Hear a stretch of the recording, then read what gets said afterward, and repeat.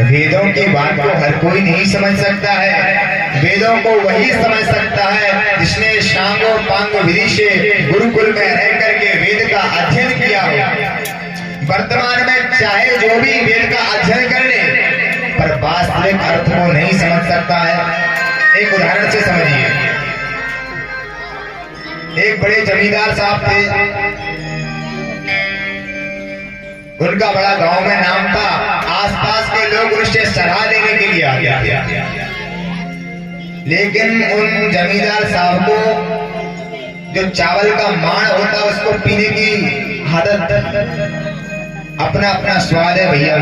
तो उनको माण इतना पसंद था कि वह माण पिए बिना रह नहीं सकते थे, रोज माण पीते थे।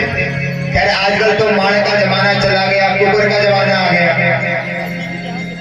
तो उनकी धर्मपत्नी ने एक दिन चावल का माण निकाला और एक कटोरी में रख दिया और अपने बेटे से कहा, बेटा जाओ पिताजी को बुला लाओ, ये गर्मा गर्म माण रखा, इसको पी लो, नहीं तो ठंडा हो जाएगा।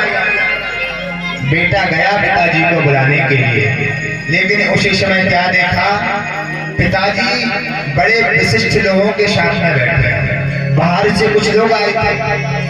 अब उसने सोचा, मैंने पिताजी से कह दिया पिताजी चल के माण पी लो, तो पिताजी की बेइज्जती हो जाएगी। लोग कहेंगे इतने बड़े जमींदार साहब चावल का माण पीते हैं। उसको एक सुंदर युक्ति आई। बोला पिताजी, बोले हाँ बेटा बोलो। बोला धानुपुर से माणू जी आए हैं, धानुपुर से माणू जी आए हैं और कठौते घाट पर बैठ करके आपका इंतजार कर रहे हैं। जल्दी चल करके मिल लो, नहीं तो शीतलपुर को चले जाएंगे। अब बताओ इसको कौन समझा होगा? केवल जमींदार साहब को समझ में आया।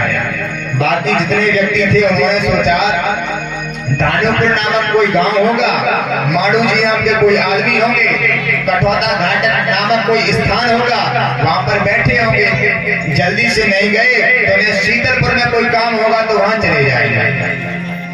तो केवल पिता और पुत्र समझे और पिताजी ने जाके माण पी लिया, अपना वापस आ गया।